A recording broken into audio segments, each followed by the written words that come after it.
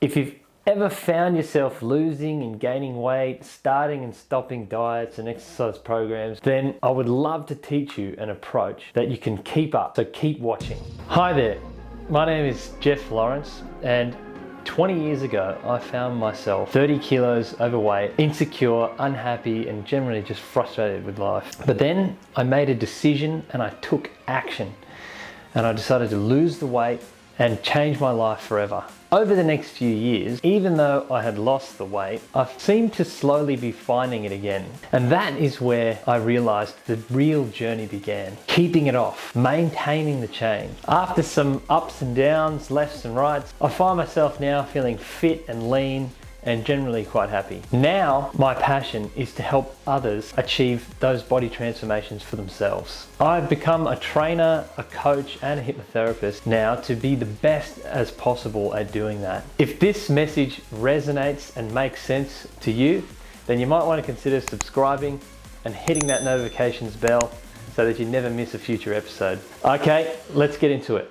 So my insights from keeping it off for 2 decades. The first one is self-accountability. Back when I did Weight Watchers, you basically just went in and bought the books that taught you the system and go out and study those books and apply what you learn. Foods are given a point value, and as long as it fits into the amount of points you're given, you'll lose the weight. Much like using MyFitnessPal if you've done that before. In a nutshell, you understand the impact of what exactly goes in your mouth on your weight, and then pay attention to how much you put in your mouth. It was my responsibility to monitor my food intake, to stay conscious of my movement during the week, and to watch my weight. They were not going to do that for me. And this set me up for success and gave me the confidence that I can change by learning what to do and then doing it. The experience taught me that I could grow discipline, faith in myself, new skills, knowledge, and values that would empower me to become who I needed to become to achieve the next level in life. If the group leader had been calling me and harassing me about whether I'd tracked my food or lost weight during the week, and I'd just gotten into action to avoid being told off or disappointing her, then I would not have felt this sense of personal achievement and esteem that I built myself up to achieve this. I wanted to take responsibility for my choices, and I am better for it today. If we try to contract out our accountability to our spouse or a trainer or a coach, it won't last. They are not there all the time, but you are. Do it for you. Be accountable to you. You do not get away with anything if you cheat yourself. And with our natural human tendency to rebel, often we just end up sabotaging it when possible, just to foolishly assert our independence or chase the high of a guilt-free indulgence. When we're accounting for our own success, it is totally based on your choice, based on your desire. What do you want for you? If our actions are motivated by others, sabotage slips through the cracks. All right, next point. Humans need variety in life to stay engaged with anything. I started to put the weight back on about 2 years later, and then I thought, oh no, I desperately don't want to be fat again. But I also found the idea of just doing what I had done to lose it before quite uninspiring and didn't fill me with enthusiasm. This time, I wanted something more. I thought maybe this time I could get some shape and put on a bit of muscle and get a bit more than just the weight loss and the fat loss. And I'd also learned that the more muscle that you have, the more calories you burn at rest. So you can have a bit more room to eat. So this filled me with excitement, as it had the promise of something new. The mystery and probably the delusion of what I thought it could be filled me with the drive again. When I had been on that mission for a while, that also lost its initial rush though. So I sought out a new aspect to my training. So I started kickboxing and then again with HIIT training and powerlifting. But what I want to get across here is not the specifics of what I have done, but that variety is what has the power to keep the fire alive over all the years. The program needs to evolve and change over time so you don't let it go. Things can seem super solid, like they would never not be this way. Oh, I could keep this up forever. But the truth is, nothing lasts forever.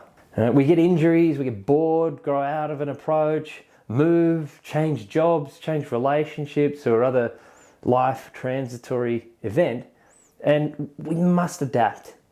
We have to roll with the punches, as they say.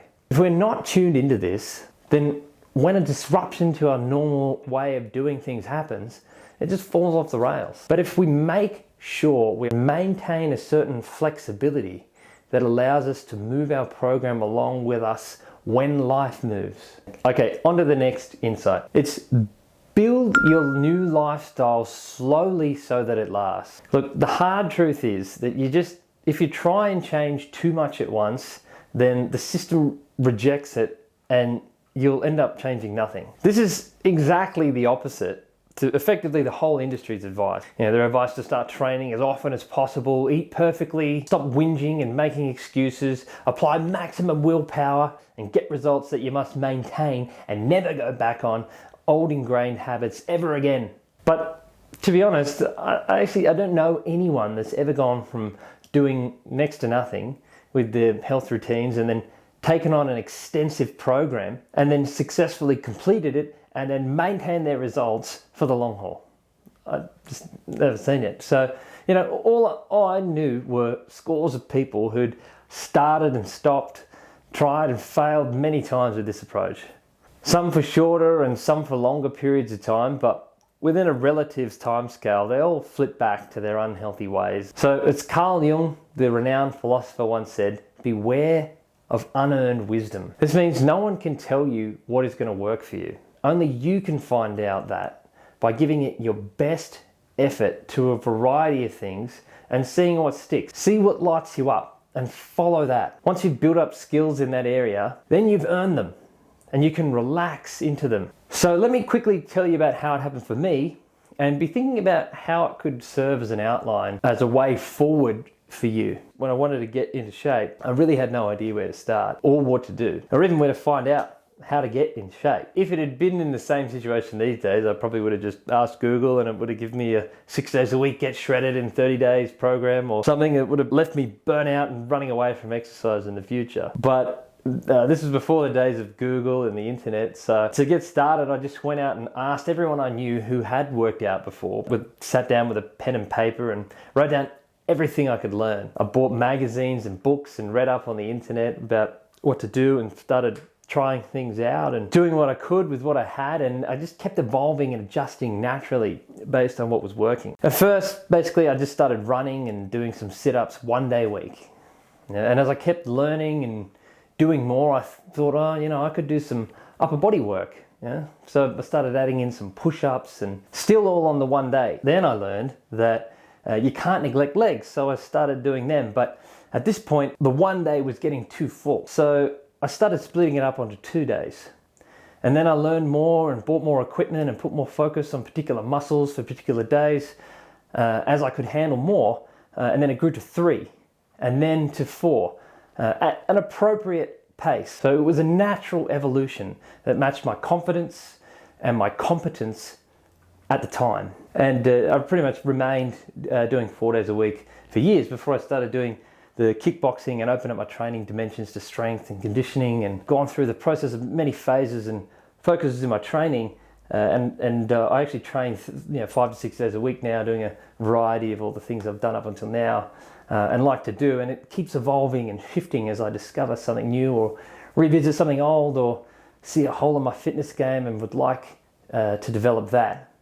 And it stays engaging and fulfilling as you continue to keep growing in different ways from it. When I later on became a trainer and I was making programs and giving people advice on how to get into training and get results, I knew that I had done it slowly and gradually like this. So I felt kind of weird about giving advice in the way that they advised to do so, giving these extensive programs 5-6 days a week and perfect eating and all that, because I knew that wasn't really how I had done it. I thought maybe I could speed up the process for people by just downloading all the knowledge that I had gained from trial and error over the years, and then they might have to do it without having to go through the whole learning process as I did.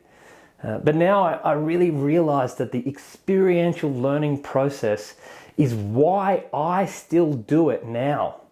So, in trying to make it more effective for people, it ends up being less effective in the long run because they didn't earn the wisdom. Your journey will be your journey and will be what you end up being committed to. It is wise to learn from others' experience, as I said, but in the end, you must translate it into your own experience and learn from that. I started to realize that even though it was much slower and required more faith, patience, and perseverance, it really is the only way to integrate a sustained change into your life. And this leads me straight into the next point. Make it about more than just your body. Motivation comes from reasons, from why you want it, from how you believe it will improve your life, what you'll be able to do and feel that you are not doing or feeling right now. And at the end of the day, just wanting a better body runs out of steam. If it's gonna last, it has to be connected not just to the development of your body. Spending some time getting clear on your why, how your life will be better, what you're going to be looking forward to experiencing in your life when you achieve your goals, is a strong source of power to draw from. As the saying goes, when you think about quitting, remember why you started. If someone ever quits, they've just gotten disconnected from their reason for wanting it and how much it will improve their lives when they stay in the game. And as a general rule, as you get into the process a little further, it does actually naturally become about more. When something that felt like you had no control over before suddenly starts to become something you feel the power to influence now, it is an awesome feeling, and it spurs you on to reach for more of your potential in life. Now that you know you have more power than you thought in life, and now you also have the energy to go out and do more of the things in life that you want to be doing, and you have the feeling to be inspired to. The better your health, the better your energy and output in life, work and relationships, and then consequently your overall results in life. When you get yourself into action on this path, you build discipline, confidence, self-esteem, awareness, and all the other internal qualities that exercise builds in you, along with the obvious strength and fitness and energy and health. And that is so cool. When you approach getting a better body in the ways that we talk about here on this channel, you actually can't not do them all at the same time. Okay, next insight. See beyond self-deception. Now, this is a big one. We make all sorts of excuses and justifications. I'm not quite ready to start focusing on health again. I'm so stressed. It's work's so busy. I can't. My kids are so more important than all that needs to happen there. Or whatever plausible reason we can think of. And my response to that is always, what has that got to do with your diet? To get them to question the logic of the statement. To get them thinking. The reality is that they're saying, I'm so stressed, and I use food to manage my emotions. And if I let considerations of what I consume is beyond what's necessary or damaging to my health and well-being, I can't enjoy my drug of choice as much to make myself feel better, right? And they're essentially saying, I only care how much it makes me feel in the moment. And thinking about its impact on my well-being makes it feel less intoxicating. And I just want it to feel as fun as possible. When in stressful times arise in our lives, it is not the best idea to stop taking care of yourself. For example, if you're just not wanting to have to monitor or think about your food choices, it's like not wanting to monitor what you say to your spouse or in any relationship, right? If you just think, I want to say whatever and not worry about how I conduct myself with them, then you're going to have a horrible relationship. When we pay attention to this part of our lives, even when things are hard, it will actually make them better, and stopping will make them worse. Let us not buy into the default lies our minds tell us, like the workout takes too much time and energy, or just having a little time off completely will do you some good, or you need this junk food right now, you deserve it, it's okay because you're going through a hard time, or whatever. When we take a second to actually consider these kinds of thoughts, we quickly realize they are lies, and that the opposite is almost always true. Even if you just go for a walk, you'll definitely feel better than if you don't. And if you eat a healthy meal instead of a junky meal and wake up lighter, you'll definitely feel better. Right? So be tuned into the truth and see the bigger picture beyond. So before we get into the next point, just if you're enjoying what you're hearing, press that like button, and we've got 3 more points to go, and it's some of the most powerful stuff. Okay, so stay tuned. So the next point is to set intentions, not goals. Goals are temporary, right? And will end up being demotivating in the long term, right? They're super motivating in the short term, but that's the problem. They have you investing all of your future energy into the present and robbing the future of a stable, consistent action. The unconscious implication of a goal is really, I will put all of my energy and effort into achieving this goal, and when I hit the target, I'll just pull back just a little bit, take a bit of a breather, and then get back into it, maybe at a slower pace in a more sustainable way. But as we've talked about earlier, this typically never happens, right? We just take a little bit of a break and don't get back into it, and put all the weight back on plus some, and the cycle begins again. Intentions, on the other hand, are long lasting. They are blueprints of your higher vision for your life, right? They hum away in the background, calling you constantly to the next level of it throughout your life, right? Recognition of and value on how much better your life will be with the outcome you're working on. Goals have a sort of hollow victory to them. They were so inspiring and driving, and then you sort of immediately fall off the cliff when they're done. They are the end point. Right? And they only lead to themselves, and when they're realized, they're just kind of just a dead end. There's no thought about what's next, and that is crushing at the end of it, because afterwards, then you start to feel lost, and then you have to begin searching again for another inspiring goal, and then maybe a higher one, and maybe you do find one again, but then at some point you max out the potential of that particular thing. You find your limit, and then you kind of just left feeling lost again. Right? So I think a healthier approach is to be committed to broader goals like exercise and health, or being your best self, not to running or cycling or any particular sport or achievement. So look, I do appreciate that this idea doesn't really have as much punch to it as to begin with as a goal, right? But unarguably, it has infinitely more longevity to it. The uncomfortable truth is that there are no quick fixes. It requires patience, tolerance of discomfort, and vision. And again, to have the long-term view. Setting higher intentions is one of the most powerful things that you can do. When you internally set your visions and values in a direction that the rest of you and your behaviors will follow. So set the intention. Be clear on the value it will bring to your life, and watch your behavior slowly change, which leads me into the next point nicely.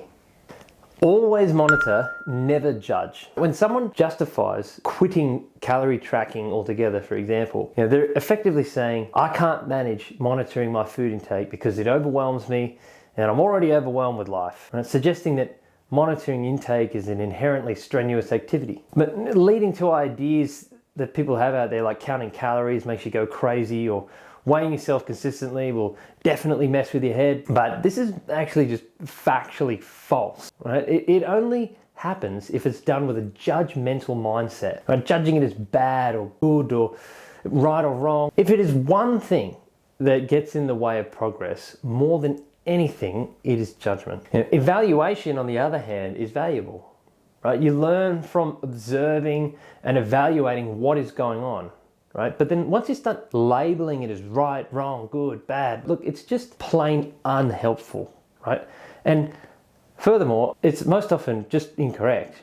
For example, feeling bad that you've gained weight, but in actual fact, the weight was up because you were properly hydrated, right? Or losing weight and feeling good when it's actually because you were dehydrated. So feeling good about a bad thing and bad about a good thing, right? What matters is that you take note of it, reflect on what it might mean, learn what you can from it, and then just keep moving forward. Anything worth changing requires your attention. You simply cannot change something if you're not thinking about it, right? But any old thinking is not going to help. right? Only thinking about it in a functional way, not force it to change to what you think it should be, and if it doesn't, feel bad about it, and what you could have done and didn't do because you didn't have enough willpower or whatever, right? Look, the best game we can play with ourselves here is to basically just to gently nudge and remind ourselves of the value of making healthier choices at the right moment. And be patient with yourself. Let yourself get around to it in your own time.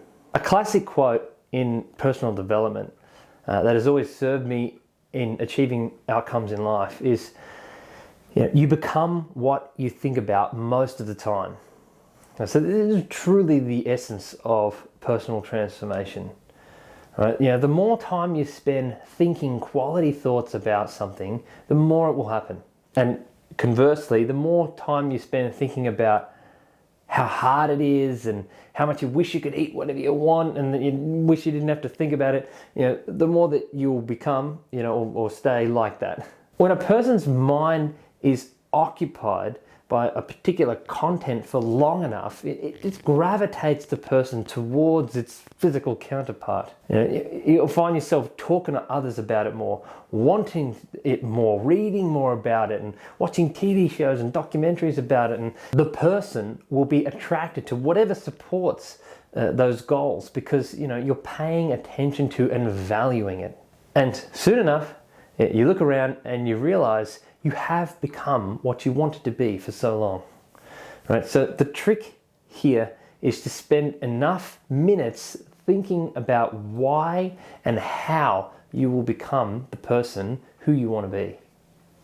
And then it just becomes inevitable. Okay, last point. And this is that the journey itself is where all the value is, right? Not the destination. After I lost those initial 28 kilos, I wasn't quite satisfied with it, how I ended up looking in the end, so I kept losing a few more kilos. It took those few extra kilos and a little while for me to realize that just losing the weight did not achieve what I was searching for, internally or externally. It didn't look how I thought it would, and I just went from being a big pear to a small pear. I had no shape, and I didn't feel the happiness and fulfillment that I had expected and hoped to from achieving my goal weight. And I thought that I would be happy, if I could only attain that number, and then I would feel attractive and accomplished, and but I didn't at all. So there was so much missing. So this set me off on the journey, of self-discovery, and I came to realize that in the end, it's the journey itself that is fulfilling. It's not reaching the goal itself. I was projecting into the future, trying to achieve something that would fulfill me, but in the end, I realized that it was the journey itself that I had to pay attention to find that joy I was looking for. To appreciate the step I was taking at the time and enjoy that.